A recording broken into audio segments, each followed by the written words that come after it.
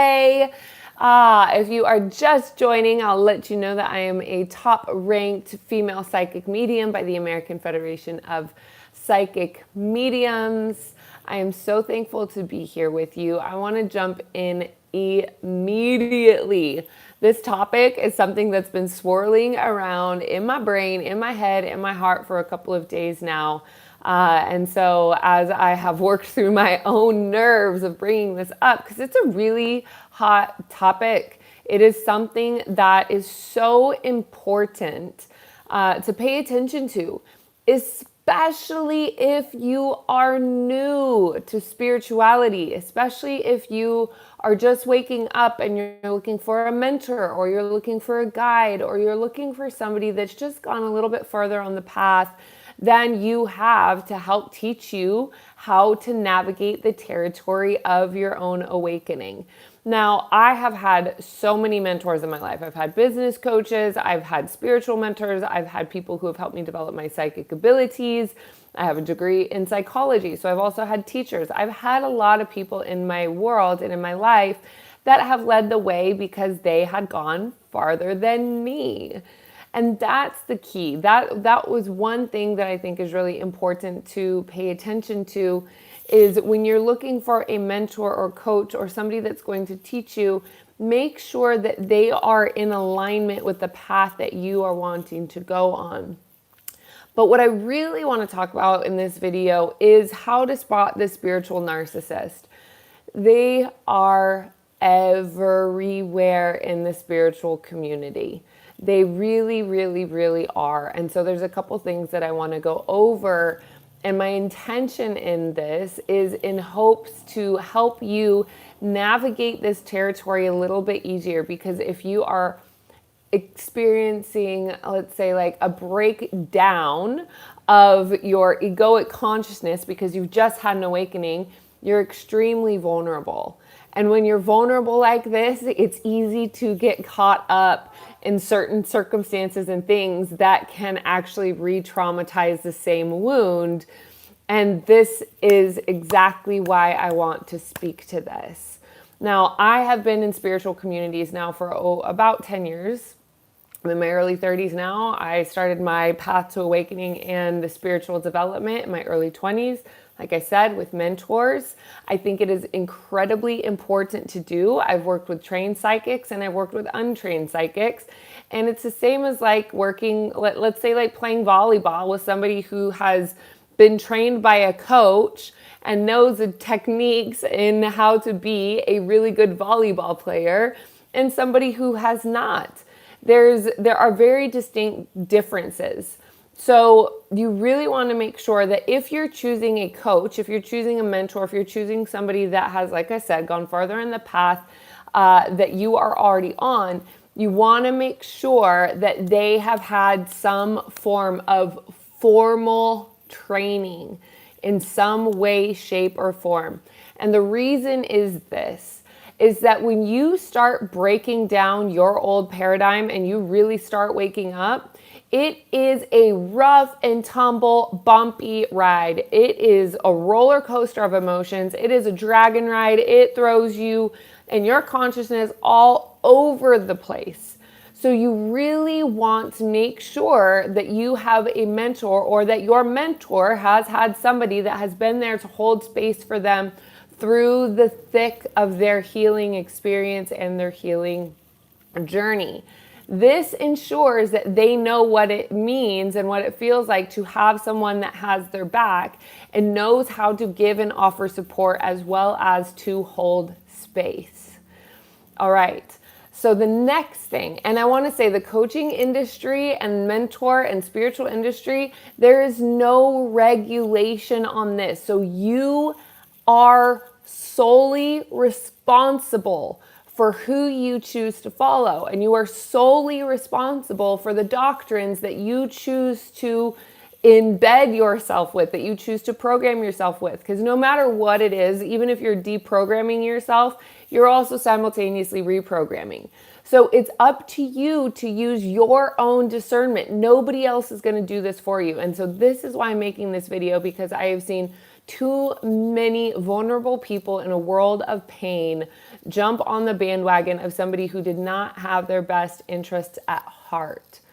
And so when we're looking at this, this is another massive, massive, massive distinction. And I honestly, I think that this is the absolute biggest one.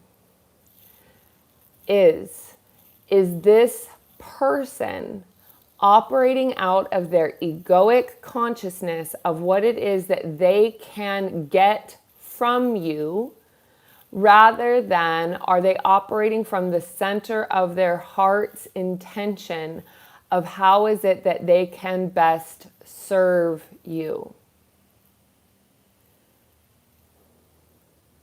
I'm feeling that land. Beautiful. Beautiful, beautiful, beautiful. This is the massive and major distinction. When you are tuned into your intuition and when you are tuned into your energy body, you will feel the resonance with somebody who is fully tuned in and tapped in and operating from the center of their heart space. Now, I'm going to break this down for you a little bit. A lot can be built out of ego. But here's the thing. If the teacher or mentor or guide that you are following, it has a lot of show, as I call it, peacocking. If it's a lot of show and if it's a lot of like, look at what I have done, look at how good I am, look at what I have created, look at what I have accomplished, look at this, look at this, look at this, look at this, and they're trying to be impressive, it's a huge red flag. Huge, huge, huge red flag. They're playing the ego game. This is the difference, and this is how you will be able to discern inside of your own body. You will feel it in your own skin. And the way that this will get caught up in your own blind spot, and part of the reason I'm making this video is because I have participated in this dynamic myself as the recipient, as a person who hired the coach operating out of narcissistic tendencies, because my own wounds from primary caregivers in childhood were playing out in this way. And that's how we choose our mentors. We choose them by the unintegrated parts of ourselves that need the healing. And so you want to get in front of the wave. You want to get in front of the wave to protect yourself. And this is how it's kind of like what comes first, the chicken or the egg, because you want to make sure that you're integrating these parts, but you also want to have somebody that's helping you to integrate these parts. So before you jump into that, what you want to feel, fully feel, in the full sensation of your entire body, your head, your heart, and your gut. When your head, your heart, and your gut are in align and they're in alignment, this is when you will feel that full stream of energy. You'll feel a full body yes. You'll feel the chills when you talk about it. When you ask for guidance, you will receive signs. It will be very, very clear. There will never, and there should never be any pressure. Never, never, never. No matter what kind of coach you're hiring, no matter what kind of mentor, none of it. There should never be any sort of pressure. If you don't get a day to decide for yourself what is best for you, reconsider, wait, pay attention for that alignment. And if you're feeling like it's time to act because you know that you would back out sort of thing, and it's your choice, but it's not by pressure, go ahead and do that. I've had clients that have wanted to work with me in both ways. I say, go ahead, take a night to sleep on it. Make sure that it's right. I want to make sure that it's super right for you to work with me and that it's your choice 100%. 100%. I want you to walk through the threshold of, yes, we're doing this on your own. And then I've had other clients that are like, I want to pay right now because I don't want to talk myself out of it. This is my decision. It's a yes. So then, of course, I say yes. But you want to make sure that there's room and space for you to feel into what is true for you. So when you're tuning in, you will feel the resonance in your body. And I want to go back just a little bit to what I was talking about, the blind spot of where and why you would fall into the trap of either a narcissistic coach or the spiritual narcissist that's leading you into a space. So this is one of the other things, and this is a key indicator as well, is if they are saying they are the only ones that have that particular and direct channel. If a spiritual teacher or guru, and I don't even like the term guru because it emphasizes a devotion, meaning you are giving your energy away to something outside of yourself. For me, this is a no. That's my personal way that I move through this territory in this world. For me, it's a no. Spirituality is about your relationship with the source within, between you, and that is it. There is no messenger, there is no middleman, there is no broker, there is no anything. Your development in your spiritual maturity and your spiritual wisdom is a matter of your connection between you and you. If a person is showing up representing a guru that's saying, I will lead you here to find this inside of me or on this pathway, that's a red flag. You want to find somebody that's going to encourage you and cheerlead you to find it within yourself. You have the light of source consciousness within. The kingdom of heaven is within. You are in this world, not of this world. It is important for you to remember that. So if any person is pulling you off that track of understanding who you are, and this is not the ego, like I get to decide my identity, that's not what it is. In fact, when you're operating from heart, and when a teacher or mentor is operating from the heart, the ego identity washes out, it falls away. And that is why the spiritual path is so tragic sometimes, because ego death after ego death after ego death really takes a toll on you. But what it does is it shines your most illuminated vibrancy.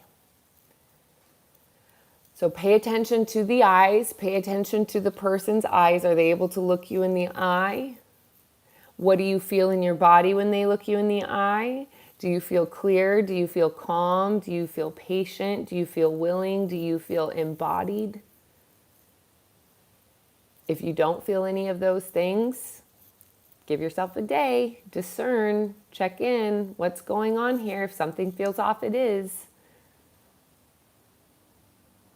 And feel into your heart space, my love. Feel into the center of your heart. Your heart will tell you. Your intuition will tell you. Ask for signs. Take some time. If it feels right to act, act. But if you know yourself, if you're impulsive, give yourself an opportunity to breathe and know that it will come for you and to you when the time is right. And when you are open to receive, and when you are open and ready for the guidance, the right person is going to show up. And there are tons of us. There are tons of them that are already destined and designed to work with you. And so you will know what the match is. It's up to you to pay attention. So with that, my sweet love, I hope you find so much value in this. I hope if this helps one person, then I have done my job, and I have listened to the channel that kept saying, make this video. I absolutely love you. I absolutely adore you. We are in this together. Let your light shine. Don't ever be afraid of shining as brightly as you absolutely possibly can, my sweet love. It has taken me so many years to believe in that in myself.